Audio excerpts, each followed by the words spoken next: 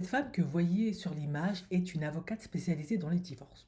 Elle est en train de conduire, elle est prise dans les embouteillages et elle décide de faire un TikTok pour expliquer les trois raisons pour lesquelles les femmes demandent les divorces selon elle. Pourquoi? Parce que elle a vu un certain nombre de commentaires dans son fil d'actualité et elle s'est dit ben, je vais essayer de répondre à cette question-là parce que visiblement il y a plein de raisons et les gens ne semblent pas comprendre vraiment pourquoi.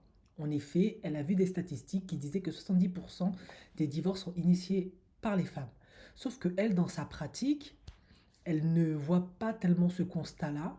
Par contre, les raisons qui sont invoquées pour lesquelles les femmes demandent le divorce, ben elle, ce qu'elle voit, en tout cas dans les médias, dit par d'autres avocats, c'est pas pour ça qu'on vient la voir.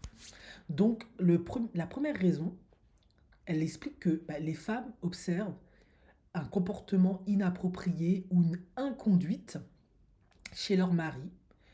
Et du coup, pour essayer de le faire changer, parce qu'elle n'arrive pas à le faire changer, elles lui mettent un ultimatum et elles lui disent, bon, écoute, si tu ne changes pas ce comportement-là qui me saoule, bah, moi je demande le divorce.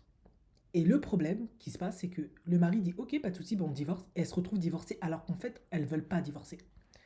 Je trouve que ça tombe parfaitement sous le sens, et ça explique très certainement pourquoi certaines femmes, après, reviennent, rétro-pédalent en vidéo TikTok et pleurent et regrettent profondément parce qu'elles réalisent qu'elles ont perdu un meilleur ami, elles se sentent seules et financièrement c'est compliqué.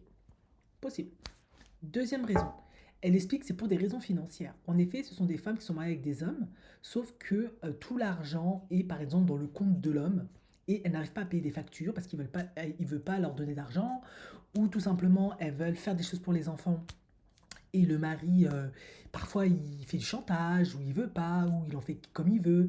En tout cas, elles n'ont pas le sentiment d'être soutenues comme il se devrait financièrement et qu'elles n'ont pas accès à l'argent comme il se devrait pour faire fonctionner à bien le ménage. Donc, elles utilisent le système, la loi, pour essayer de contrebalancer ce besoin financier. Donc, elles partent au tribunal et malheureusement, bah, cette pression-là, ça ne fait pas changer la vie du mari et du coup, ça finit par un divorce. Et elles se disent très certainement, ben, en divorçant, ben, c'est peut-être pas mauvais, je vais peut-être obtenir ce qu'il faut par les pensées alimentaires ou autres pour pouvoir mener à bien le foyer.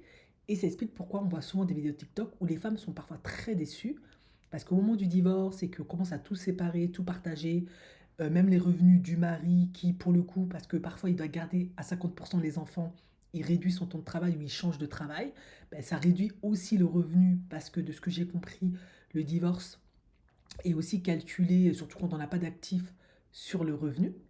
Après, elles sont déçues parce qu'elles se disent j'ai encore moins que ce que j'avais. Je trouve que ça tombe sous le sens aussi. Troisième point qui, pour le coup, m'a un peu surprise, mais je me dis, oui, j'ai déjà entendu des témoignages comme ça.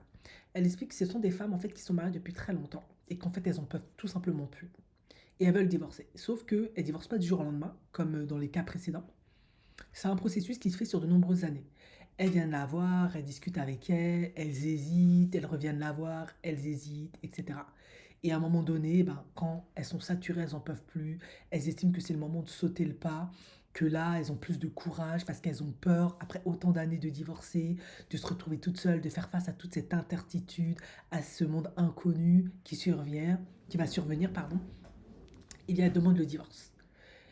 Et je trouve que ça tombe sous le sens. Ça explique pourquoi on entend beaucoup de témoignages, surtout pour le coup des femmes qui sont mariées depuis plus de 20 ans, 25 ans, qui expliquent qu'elles ont divorcé, pas parce que le mari il avait un problème. Parfois ils disent mon mari était parfait, il était génial, c'était un bon père, c'est un bon pourvoyeur, mais j'en pouvais plus. J'ai divorcé. Et puis quelques temps plus tard, pour certaines ça va, mais pour la plupart, pour le coup en tout cas celles qui ont bien voulu témoigner, elles font face à la solitude, elles font face au dating game et elles réalisent mais c'est compliqué à mon âge de retrouver l'amour ou avec des enfants, parce que les hommes sont réticents, ou ils couchent juste avec moi et ils partent. Et du coup, c'est le gouffre total parce que ben, elles doivent faire face à leur quotidien seules, sans la famille qu'elles ont construite, sans les enfants au quotidien. Parfois, elles font face à des Noëls, des événements importants pour la vie d'une famille seule. Et c'est le drame. Et c'est très compliqué, donc elles finissent en thérapie. Et certaines, c'est très compliqué de s'en remettre. Elles perdent carrément leurs amis, leur cercle d'amis, qui parfois ont pris le côté du mari, où elles ont dû déménager pour X, Z raisons, baisse du revenu pour certaines, et certaines, même quand elles ont de l'argent et qu'elles manquent de rien, bah, solitude, j'ai perdu mon meilleur ami, celui avec qui je partageais tout, mon quotidien, qui me connaissait si bien. Je trouve que tout ce qu'avance cette avocate est parfaitement pertinent, effectivement. On en revient toujours à la même rengaine, ce manque de nouveauté, romantisme, envie d'autre chose. On se dit que ce sera différent, avec un homme différent, sexuellement, au niveau des échanges, il y aura plus de richesse, ce sera plus waouh, et finalement, au quotidien, parfois certaines le trouvent, et heureusement, elles réalisent non, finalement, moi, malheureusement, c'est plus compliqué pour moi en fait. Ouais, intéressant.